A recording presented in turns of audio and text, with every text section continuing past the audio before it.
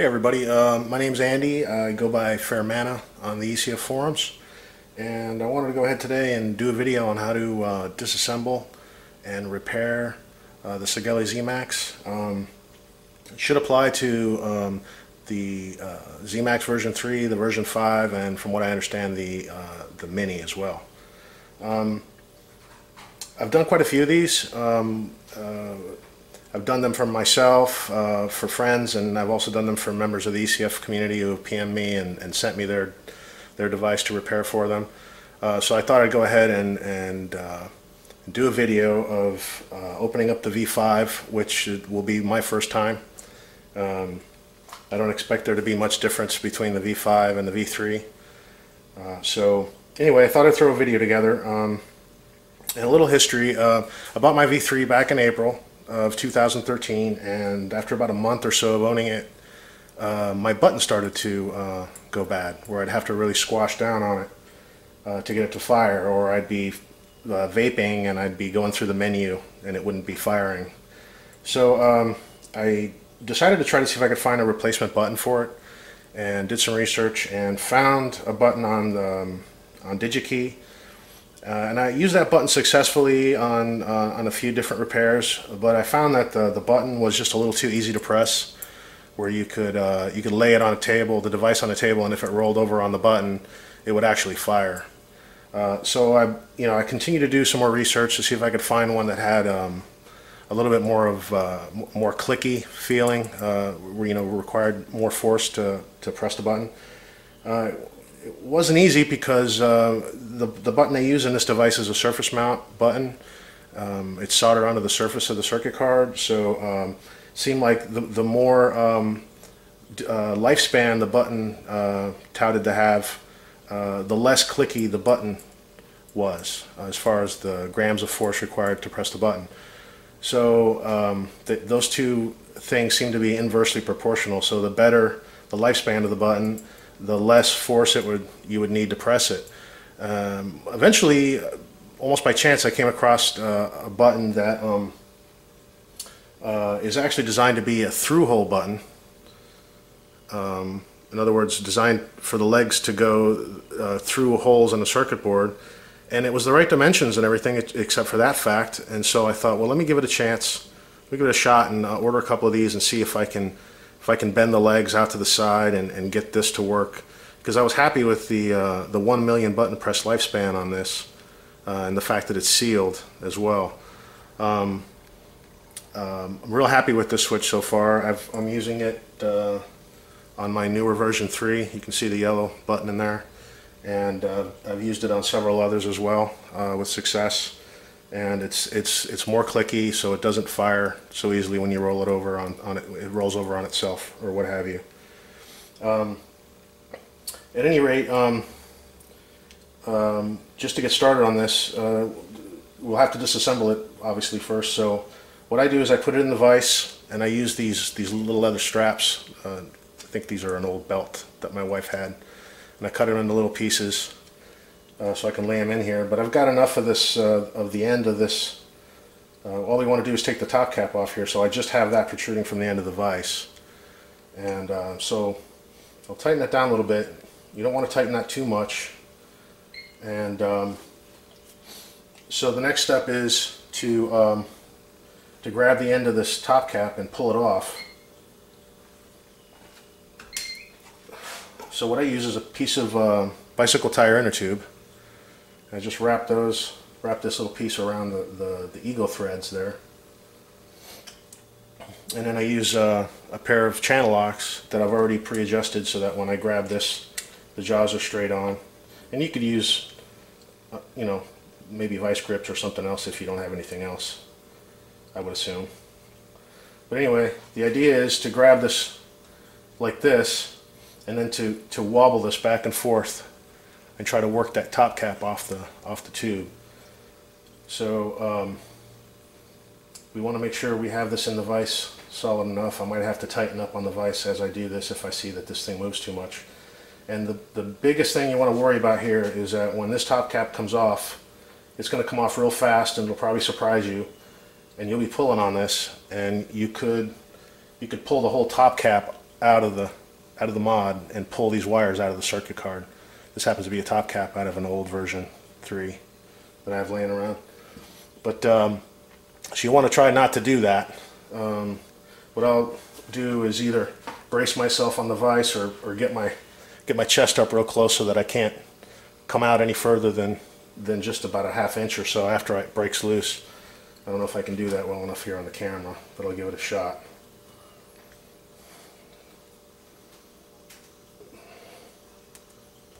So I want to tighten that up a little bit more.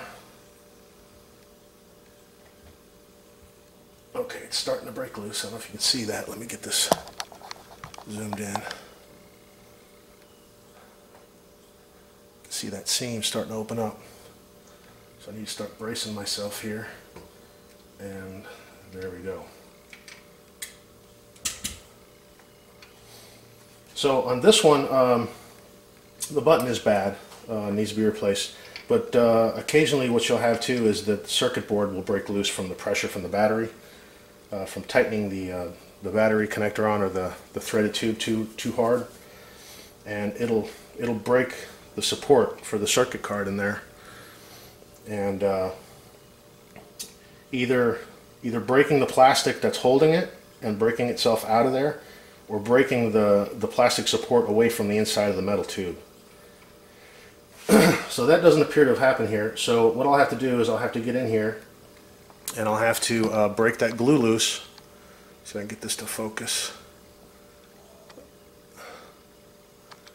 And get this card out of here. So what I'll be doing is I'll probably be using an X-Acto knife or something that I can wedge in here and start to break this support loose. In your case, this might already be broken loose, so that might make it easier for you. Okay, so I went to go to try to get this worked loose and saw the whole tube spin. So it's already, I don't know if you can see that, but it's already spinning there. So I should just be able to pull this right out. I want to be gentle on this. I'm going to use the wires, probably shouldn't, but it's coming out. Okay. Back this off. Okay, so the card's out. What's going to come out of here is the button and the little plastic washer should come out of here as well. Okay, so what we got now, we'll put all this down as I lose my button on the floor, is the circuit card attached to the top cap by the positive and the black negative wire.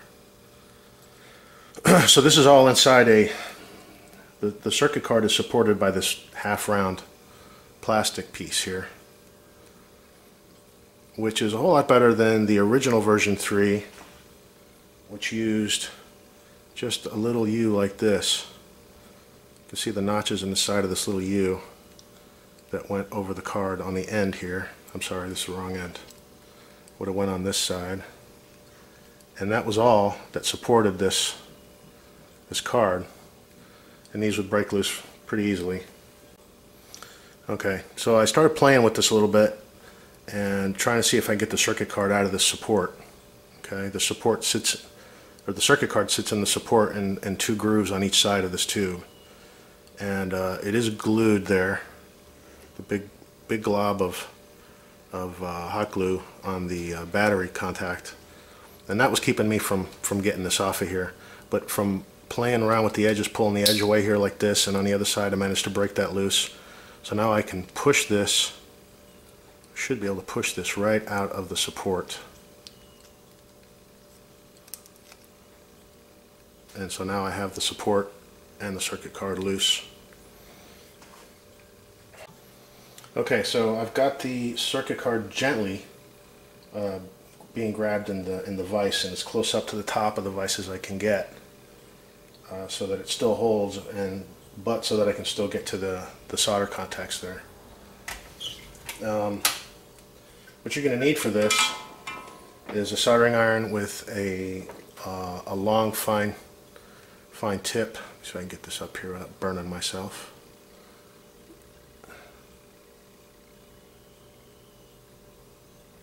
There we go.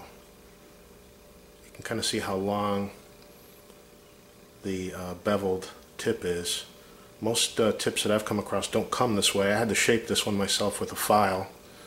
It was a tip that was already all chewed up. The chrome was already gone on and everything. So I shaped it myself and then heated it up and put solder on it, and it's been working pretty good. So what we're going to want is that this can lay down across both of those contacts so that we can melt the solder on both the contacts on one side of the switch at the same time, so that we can lift the switch off on one side. So what I do is, if I can find it,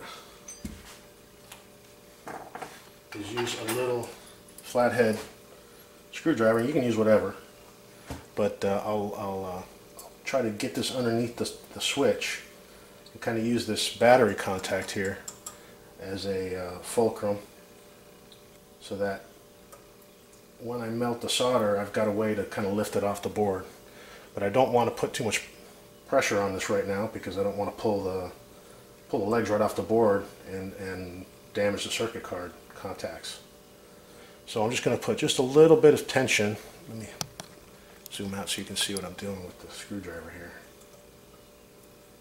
So I'm just putting a little bit of tension on that, and then I'm going to lay the soldering iron across both of these contacts and just keep applying a little bit of pressure until, there it goes, lifts right off the board on that side.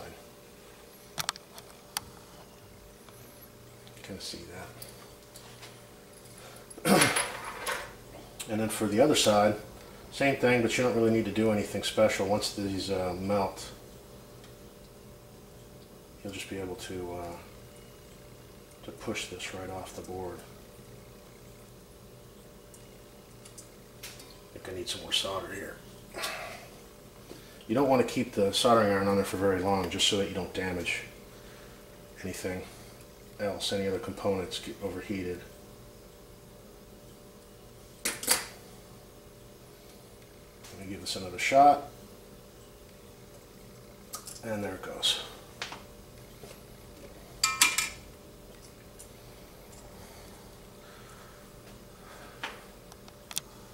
So there's the switch I just removed.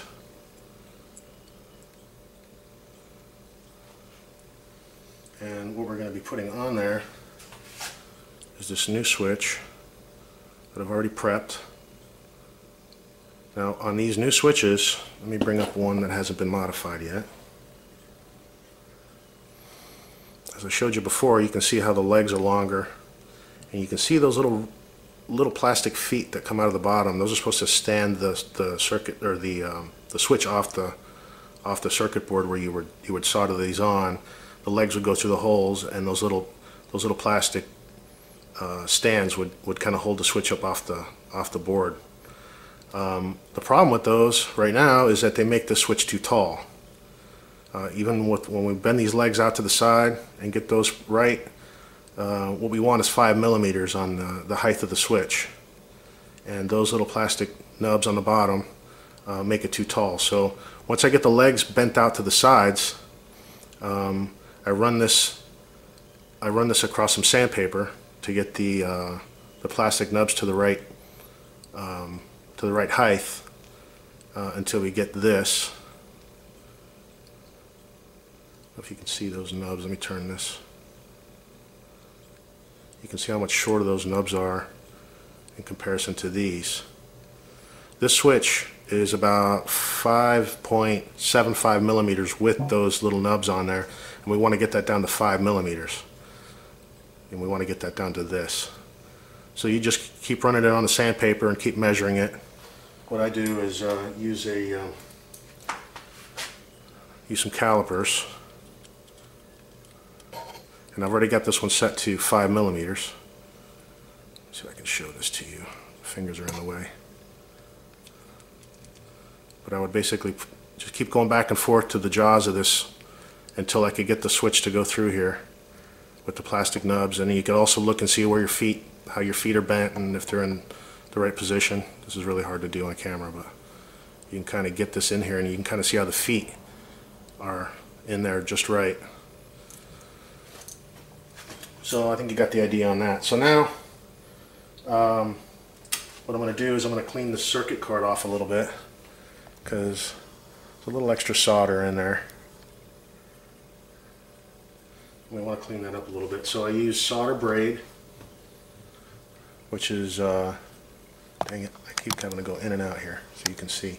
You can buy this stuff and it comes out of there pretty thin, and then what you do is you just kind of, you can see how that changes the width of it. You can kind of squash it down a little bit, get it to open up a little so it'll suck more solder up into it. I like to put a little bit of flux on mine, just a little bit, so the solder wants to flow up into the braid. And you got to get some solder on your soldering iron. And what it'll do, what you need to do is just lay that over your,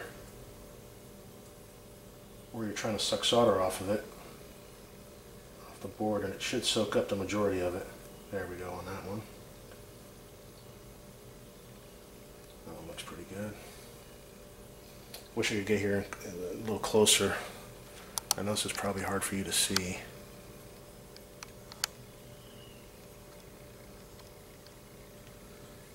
So you can see here we got a bunch of solder. Let me get in there.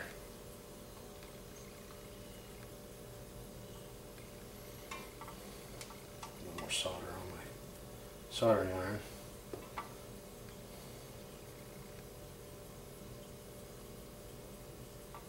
That one looks good. And the last one here.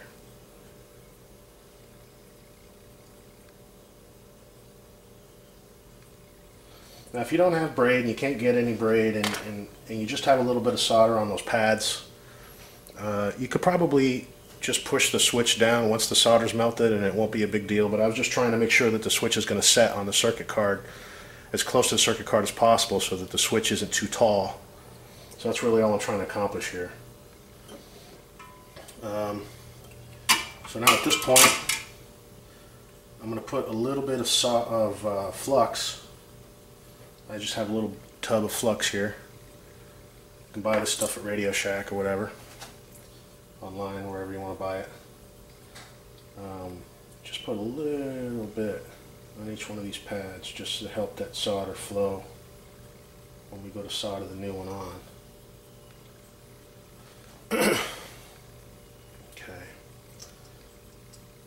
So there's like a little drawing on the circuit card there that you can kind of see, and that's kind of your guide. But the main thing is going to be your legs, making sure your legs are on the pads where they need to be, and that the switch isn't too far forward or too far back. So once I've got this about where I want it,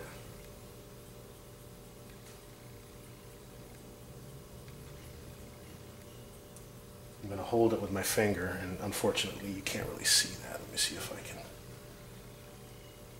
get you in there so you can see that. I'm just holding this button down in the right spot,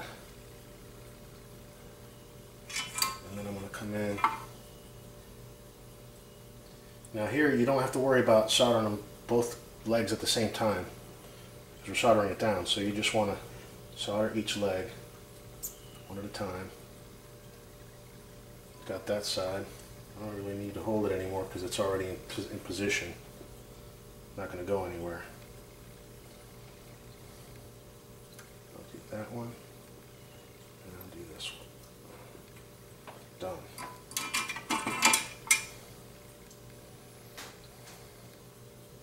It's on there pretty straight. Let me get this out of the vise.